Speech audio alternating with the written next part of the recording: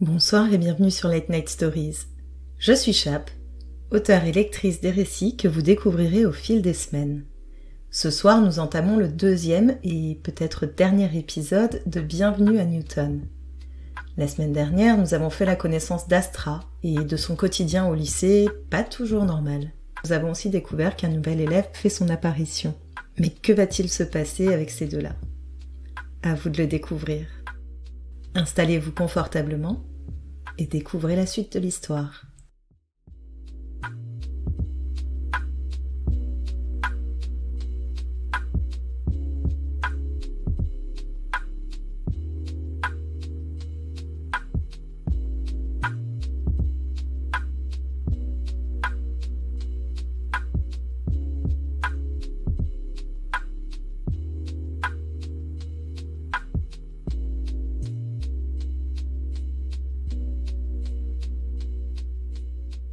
Une semaine s'est écoulée depuis ma rencontre avec la Sangsue, et pour ma plus grande horreur et le plus grand plaisir de certains de mes camarades, il se retrouve dans la plupart de mes cours. Notre professeur principal nous l'a présenté le lendemain de notre petite mise au point. Son premier jour officiel apparemment. Il semblerait que Mirai revienne tout juste de plusieurs années de pensionnat en Suisse. Vrai ou pas, je n'en ai aucune idée. Mais une chose est sûre, si j'avais passé les dernières années dans le même établissement que lui, je l'aurais repéré depuis longtemps. Qu'il vienne de débarquer est un fait. Le reste, allez savoir avec les vampires. C'est donc le crâne dans un étau que j'entre dans la salle de biologie et m'installe seule à ma paillasse habituelle. Kishi, qui est normalement mon binôme, a attrapé une espèce de virus. Elle est clouée au lit depuis ce matin avec une fièvre carabinée. Je ferme les yeux et masse le point douloureux. Un raclement de chaise à mes côtés, suivi de l'odeur qui ne m'a pas lâchée de toute la semaine, me font ouvrir rapidement les paupières. Je découvre alors avec dépit que Mirai s'est installée à mes côtés, tout sourire. « C'est pas ta place, Prétoire-Orient. Qu'est-ce que tu me veux ?»« Bonjour à toi aussi, Astra. Un vrai petit rayon de soleil, comme d'habitude, » me dit-il d'un ton enjoué et moqueur.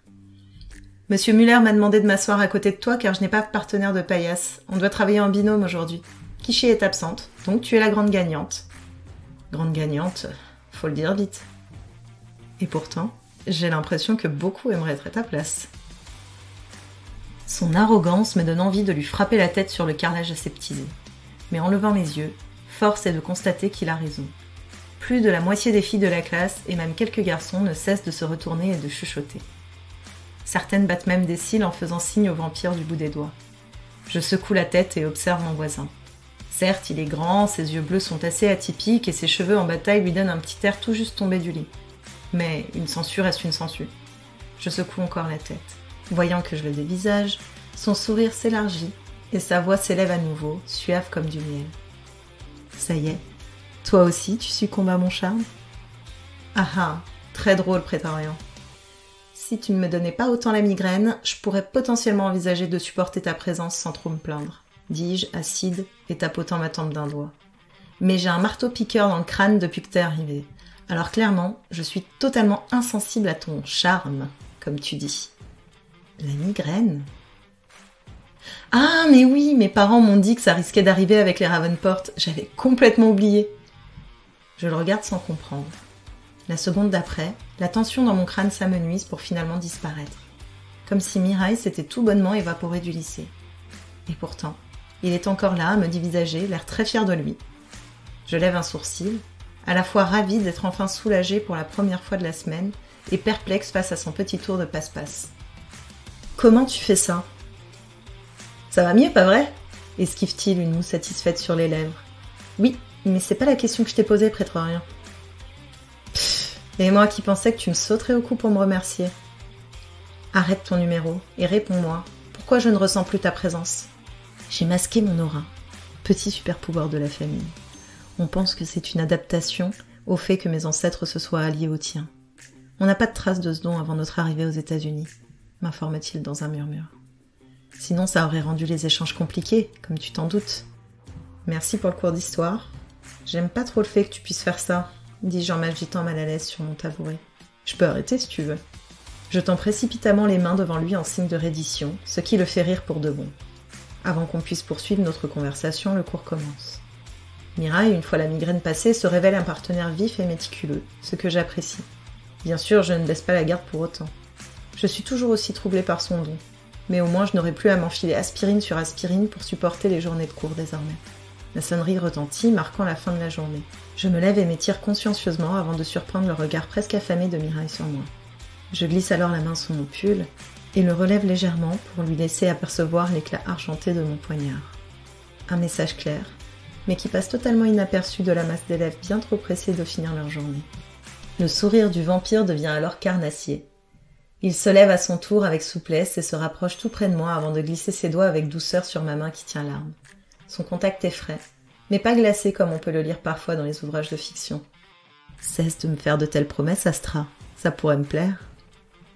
Malgré moi, je sens mon estomac se contracter. De la nervosité, de la méfiance, et une autre sensation que je repousse au fond de moi. Je recule rapidement, un air renfrogné sur le visage. T'es vraiment un tordu, prétorian. Il éclate de rire et mon mal de tête revient encore plus fort. Je vacille, et Mireille par réflexe attrape mon bras.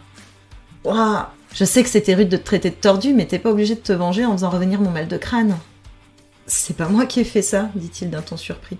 Ma brume est toujours en place. Si c'est pas toi, un autre surnat?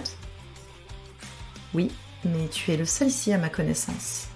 Reste là, dis-je en dégageant mon bras de son emprise. Je tire mon poignard discrètement avant de me diriger vers la sortie. Les couloirs sont déserts. En général, le vendredi, personne ne fait long feu dans les murs du lycée. Professeur comme élève, tout le monde est trop pressé de profiter du week-end. Je me déplace en silence, les sens en alerte. Je longe les casiers plongés dans la pénombre et fouille une première salle, puis une seconde. Je sens mon cœur battre à mes oreilles. Je m'arrête un instant et fais le vide dans mon esprit. Les mots de mes parents résonnent encore dans ma tête. Respire, reste calme, fais confiance à tes dons et surtout ne te jette pas dans une mission suicide. Si c'est trop pour toi, tu dois nous prévenir à tout prix. Ta mort ne servira pas la cause si elle est le résultat de ton imprudence. Je sens mon pouls se calmer. Tout me paraît soudain plus net. Même mon mal de tête semble s'apaiser en une sensation sourde. Un infime parfum caractéristique d'herbes séchées et de feu flotte dans l'air. Une odeur de sorcière, beaucoup trop légère pour que je sois tout près de ma cible. Je décide donc de poursuivre la traque. Quand j'aurai pu évaluer le danger, je préviendrai la cavalerie. Les couloirs et les escaliers s'enchaînent et l'odeur devient de plus en plus entêtante. J'arrive alors devant l'infirmerie et soudain, un faible gémissement se fait entendre de l'intérieur. Bien évidemment, c'est la seule pièce dont la porte n'est pas vitrée. Je jure intérieurement. Impossible de savoir ce qui m'attend derrière. Je sors mon portable de mon jean et m'apprête à envoyer un message à ma mère quand les plaintes laissent place à un cri perçant, puis au silence. Sans même y réfléchir à deux fois, je lâche mon téléphone et ouvre brutalement la porte, prête à en découdre. Dos à moi, la silhouette difforme de la sorcière tient par le col un garçon à moitié inconscient que je reconnais vaguement pour l'avoir croisé dans les couloirs à quelques reprises. Une large mèche blanche qu'il n'avait probablement pas auparavant, en tout cas pas dans mon souvenir, barre sa chevelure. Signe que la sorcière a commencé à se nourrir, mais qu'elle n'a pas eu le temps de finir. Une chance pour lui que je sois intervenue à temps, même s'il risque d'avoir quelques nuits difficiles. Le truc avec les sorcières, c'est qu'elles revêtent un glamour qui peut leur permettre de se fondre dans la masse et même d'attirer leurs victimes par une sorte de magnétisme mystique. Tout ça dans le but de les vider de leur essence vitale. Elles renforcent ainsi leur pouvoir et maintiennent leur beauté illusoire. Mais quand elles révèlent leur véritable apparence pour se nourrir, il y a de quoi faire des cauchemars pour un bon paquet de temps. Quand la sorcière de l'infirmerie se retourne pour me faire face, elle ne fait que confirmer ce que l'on dit sur son espèce. Un visage clairement asymétrique, des dents noirâtres, des yeux totalement blancs, et de longs doigts qui tiennent plus de griffes que d'autre chose. Je profite de la surprise pour me jeter dessus. Mon poignard s'enfonce dans le haut de sa cage thoracique, mais pas suffisamment pour faire de gros dégâts. Un sang poisseux et noir s'écoule de la plaie. Elle pousse un cri rageur et m'envoie valser contre une armoire en métal d'un revers. À l'impact, l'air quitte mes poumons, une vive douleur traverse mon côté. Je me relève avec prudence. Rien de cassé a priori, mais je risque d'avoir un sacré bleu. Un nouveau cri retentit. Je vois le garçon à nouveau conscient fixer avec horreur la vision de cauchemar à ses côtés. Je repars à la charge, augmente le rythme de mes attaques, puis crie au casse-croûte de fuir, ce qu'il fait sans attendre. Un soulagement de courte durée. Perdre son repas semble avoir définitivement enragé mon adversaire. Une lueur rouge malsaine envahit le blanc de ses globes oculaires et soudain tout devient noir autour de moi. Un premier coup m'atteint, droit dans mes côtes déjà endolories. Bien que je ressente un craquement, pas le moindre son ne me parvient. Je jure entre mes dents. Silence complet. Cette pourriture m'a non seulement aveuglée, mais aussi assourdie. Je me relève difficilement. Je tente de me reposer sur mon odorat, mais la pièce est trop petite. Son odeur est partout. Mon cœur commence à s'emballer. À tâtons, j'essaye de retrouver mon poignard. Sans succès. Soudain, on me jette sans ménagement sur l'un des lits. J'essaye de me débattre, mais l'instant d'après, j'en suis incapable. Mes pieds et mes mains sont immobilisés. Une entrave magique. Je commence à paniquer, enfermée dans ma tête. Impossible de savoir où se trouve la sorcière, ni de savoir ce qu'elle s'apprête à faire. J'attends, et me débat en vain. Je sais pourtant que c'est inutile. J'appelle à l'aide, mais le lycée est désert. Un instant, mes pensées vont vers Mirai. Je lui ai dit de rester là où il se trouve. Il a dû sûrement partir. Pourquoi m'aurait-il attendu? Et mes parents? Non, je n'ai jamais fini d'envoyer mon message. Bien trop pressée de porter secours au garçon qui, à mon avis, est déjà loin. L'attente est interminable. La privation de mes sens me rend folle. Je suis incapable de savoir combien de temps s'est écoulé. 10 minutes, 1 heure, 1 seconde. Peut-être qu'elle me garde pour un petit goûter de minuit. Quelqu'un finira bien par s'inquiéter de mon absence, non? Alors que je divague en tentant de forcer mes sens complètement fermés, une douleur atroce me traverse le bras, suivie d'une autre au niveau de la jambe. Je ne peux pas évaluer les dégâts, mais d'après ce que je ressens, elle doit être en train de m'entailler à l'aide d'un instrument mal aiguisé. Je hurle, me mords les lèvres jusqu'à sentir le sang couler sur mon menton, le corps tremblant sous le choc. Mon esprit vacille. J'ai même l'impression de sentir une odeur de terre fraîche et de fer, de sentir des doigts frais caresser mon visage. Sûrement mon esprit qui essaye de compenser le traumatisme. Puis l'inconscience me gagne, et je l'accueille avec soulagement. Je m'éveille en sursaut et le cœur battant. Le monde autour de moi reste plongé dans l'obscurité, mais quand un craquement se fait entendre, une brève sensation de soulagement me gagne, vite remplacée par la peur. De nouveau, mon cœur bat la chamade, et je tâtonne autour de moi pour trouver de quoi me défendre. Tout mon corps me fait mal. « Qui est là ?» Je m'agite et tombe presque du lit, qui ne semble pas être le même que celui de l'infirmerie. Des mains menues m'attrapent avec douceur. Je reconnais immédiatement la voix de ma mère qui tente de m'apaiser. « Astra, n'aie pas peur. Tout va bien ? Comment je suis arrivée là ? Et la sorcière ? Pourquoi je vois toujours rien ? Chut, ma chérie, ça va aller. Je vais t'expliquer. Alors si tu t'allongeais un petit peu d'abord. » Sans me faire prier, je retourne au confort des oreillers placés dans mon dos et attends patiemment. Ma mère m'oblige à boire un peu d'eau. Je me laisse faire. Une fois désaltérée, je sens le bord du lit s'affaisser légèrement, comme si elle venait s'asseoir. Elle se racle la gorge, et malgré son contrôle légendaire, je sens une touche d'émotion dans sa voix.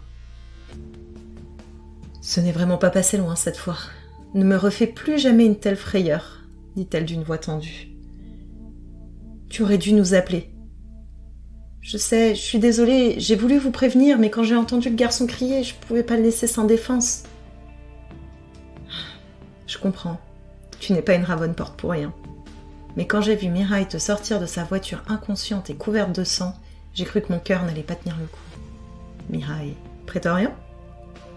Lui-même. Comment ? Il m'a dit que vous vous étiez rencontrés au lycée, que vous étiez en train de discuter quand tu as senti la sorcière, m'interrompt-elle. Au début, il t'a écouté, mais quand il a vu que tu ne revenais pas, il est parti à ta recherche. Quand il t'a ramené, il nous a demandé d'envoyer une équipe de nettoyage. Il était couvert du sang de la sorcière. L'équipe, une fois sur place, nous a dit que c'était un véritable carnage. Il m'a sauvé la vie. Il a tué un autre surnat pour une chasseuse qui n'hésiterait pas à l'exécuter si nécessaire. Tu sais que nous avons un pacte avec sa famille. J'imagine qu'il ne voulait pas qu'on le tienne responsable s'il t'arrivait quelque chose en sa présence, répond-elle d'un ton plein de sarcasme. Oui, tu as sûrement raison. Ne te laisse pas aller lui faire trop confiance. Nous avons un accord, mais rien ne dit qu'un jour il ne sera pas rompu. Et vu ce qu'il restait du monstre après qu'il s'en soit occupé, il ne vaut mieux pas baisser ta garde. Je sais, ne t'inquiète pas. D'un autre côté, tu sais ce qu'on dit. Il faut être proche de ses amis et encore plus de ses ennemis. Donc ne te le mets pas trop à dos quand même. Tu peux parfois être légèrement belliqueuse, tu sais, plaisante-t-elle. J'acquiesce silencieusement, pensive. Une sorcière qui chasse dans un lycée. Mirai qui vient à mon secours. Tout ça semble délirant. Combien de temps ? Combien de temps je suis restée inconsciente ? 3 jours. 3 jours ? J'entends ma mère se racler la gorge et s'installer un peu plus confortablement sur le lit. On a dû te sédater. Tes blessures étaient plutôt graves et tu ne tenais pas en place. C'était un véritable cauchemar de te voir dans cet état. Je l'entends soupirer avant de poursuivre d'une voix triste. Heureusement que nous guérissons vite. À la fin du 2e jour, ton ouïe a semblé revenir à la normale et tes blessures avaient déjà meilleure mine. Mon pauvre bébé, dit-elle en caressant avec précaution ma joue. Je tente de me pencher vers elle pour la prendre dans mes bras. L'éclair de douleur dans mes côtes me rappelle à l'ordre. La main de ma mère se pose sur la mienne. Une question me trotte dans la tête, mais je crains que la réponse ne me plaise pas, et ouvre la bouche avant de la refermer. J'inspire profondément et me lance. Maman, si j'ai récupéré mon ouïe, pourquoi suis-je toujours aveugle? C'est bien le problème, on ne sait pas. La sorcière morte, tu aurais dû être libérée de son enchantement. Elle devait être particulièrement puissante pour que le sortilège perdure aussi longtemps. L'Alliance entière est en train d'effectuer des recherches pour essayer de trouver un contresort, ou n'importe quoi qui pourrait t'aider. Je sens mon estomac se nouer. Les larmes me brûlent les yeux, mais je m'interdis de les laisser couler. La boule qui se forme dans ma gorge est douloureuse et ma voix est pleine d'appréhension. Qu'est-ce qui se passera si je ne peux pas... Si jamais... C'est moi qui dois te succéder, c'est moi qui dois protéger la famille et tous ceux qui en dépendent. Comment faire si... S'il te plaît, nous parlerons de ça plus tard. Pour le moment, restons optimistes. Non, réponds-moi. Qu'est-ce qui se passerait? Nous serions obligés de trouver quelqu'un d'autre pour te remplacer. Tu pourrais tout juste être une chasseuse dans cet état. Et encore, à condition que tu arrives à compenser avec tes autres sens. Alors devenir matriarche, n'en parlons pas. Tu serais une cible de choix. Cela mettrait tout le clan en danger. La douleur d'un savoir résonne avec la mienne. Elle serre avec douceur mes doigts. Je suis désolée, sincèrement. Mais nous ferons tout pour que ça n'arrive pas, je te le promets. À cet instant, c'est comme si plus rien n'avait de sens. Toute ma vie, je n'avais eu qu'une seule idée en tête. Devenir chasseuse. Devenir la prochaine matriarche. Suivre la trace de mes parents, de ma mère. Débarrasser le monde de la corruption. C'était tout ce que je savais, tout ce que je voulais. Les larmes coulent pour de bon cette fois. Quand je parle, je ne reconnais pas ma propre voix. J'ai besoin d'être seule. Astra, laisse-moi tranquille, sors! Le poids au bord de mon lit disparaît. Des lèvres chaudes et sèches se posent sur mon front. Je reviendrai plus tard. Repose-toi. Sans prendre la peine de répondre, je me retourne douloureusement et me mure dans le silence. Bientôt, le sillon tracé par mes larmes s'assèche. Je ne suis plus qu'une coquille vide. Mon sommeil agité mêle des flashs de mon combat avec la sorcière et l'image de Mirai couverte de son sang. L'odeur de terre fraîche est puissante, si réelle. Je tends les doigts vers le Mirai de mon cauchemar. Mais ce n'est que quand ma main se referme sur un morceau d'étoffe bien palpable et que des doigts froids s'emparent des miens que je me réveille en sursaut. La sensation est toujours présente. Je ricane avec amertume. Tu es venu terminer le sale boulot de la sorcière ou bien te moquer de ce qu'il reste de la plus si arrogante Astra Ravenport? Ne raconte pas n'importe quoi. Pourquoi t'aurais-je sauvé sinon? Même pas un merci, rétorque-t-il de son habituel ton narquois. Je te reconnais bien là, si fière et pleine de feu. Merci. Je n'ai pas entendu, tu disais? La ferme, prétorian. Voilà qui est mieux. Le sourire que je devine dans sa voix me donne presque envie de lui sourire à mon tour. Presque. Mais ma cécité et ce qu'elle implique me serre à nouveau la poitrine. T'aurais peut-être dû la laisser. Ça aurait peut-être été mieux. Je suis devenue inutile, indigne de ma lignée. Je n'ai plus de raison de vivre. Le côté de mon lit s'affaisse, puis j'ai la sensation que quelqu'un se place au-dessus de moi. Une lèvre de Mirai frôle mon oreille et il attrape mon visage. Je sens ses canines glisser le long de ma gorge. Ah bon? Tu préfères être morte? Je peux peut-être te rendre ce service alors. Je peux t'assurer que tout le plaisir sera pour moi.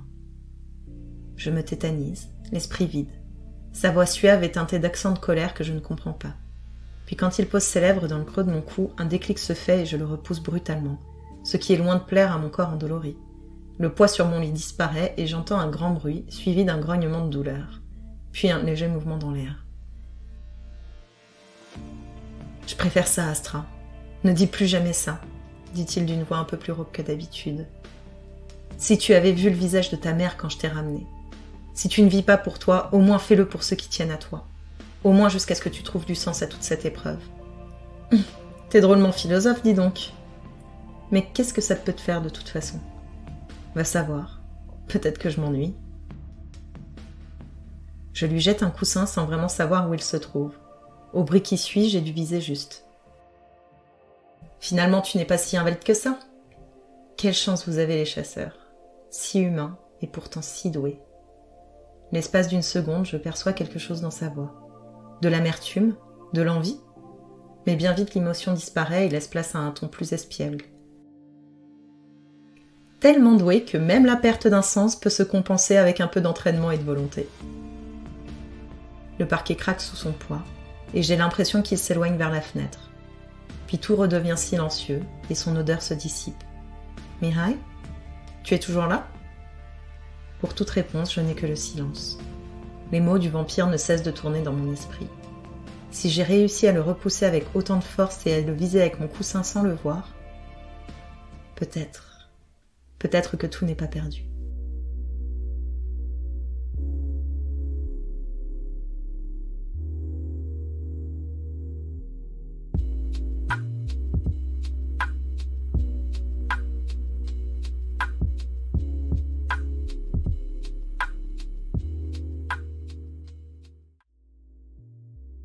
Est-ce que vous vous êtes déjà demandé ce que ça faisait de perdre un sens, peut-être même deux? Comment la vie pourrait être différente pour vous? Peut-être que vous êtes déjà dans cette situation-là. En tout cas, cette nouvelle, à la base, quand je l'ai écrite pour le collectif des Imaginatis, le thème justement du recueil, c'était la privation sensorielle. Donc j'ai vraiment axé mon récit autour de cette perte de sens, cette perte de l'audition pendant un temps, mais surtout la perte de la vue. Donc voilà, notre pauvre Astra tourmentée. Allez savoir ce que l'avenir lui réserve. Peut-être que ça vaudra la peine de dépasser cette peur, de dépasser cette épreuve, et que l'espoir pourra trouver sa place. Peut-être même que Mirai sera là pour l'aider. Qui sait? Cet épisode, c'est donc le deuxième, et comme je disais, peut-être dernier épisode. Ça ne dépend que de vous. Dites-moi si vous avez envie de rester sur cette fin ouverte pour la nouvelle, ou bien si au contraire vous aimeriez avoir 1 ou 2 épisodes de plus, peut-être pour voir comment elle arrive à se dépasser, comment sa relation avec Mirai peut peut-être évoluer aussi. Peut-être qu'ils vont rester tels quels, un peu comme chien et chat, ou peut-être que ça va évoluer dans le bon ou dans le mauvais sens, qui sait. Donc à vous de me dire. Là, pour l'instant, je vais faire une coupure. Donc ce soir, c'est le dernier épisode qui sort. Peut-être que si j'ai un peu de temps pendant les vacances, je sortirai d'autres choses qui ne seront pas de l'ordre du podcast, mais via les réseaux sociaux. Donc n'hésitez pas à vous abonner encore une fois. Je vais vous laisser un petit sondage pour savoir si vous voulez encore 1 ou 2 épisodes de Bienvenue à Newton. Si vous avez envie de passer à autre chose, ce qui est très possible. Moi, dans les 2 cas, tout me convient. De toute manière, pendant les vacances, j'ai prévu d'écrire, donc je vais essayer de vous préparer plein d'épisodes pour la rentrée. On va faire cette petite coupure et à partir de mi-août, je serai de retour à la maison et je pourrai commencer à travailler sur le montage, l'enregistrement, etc.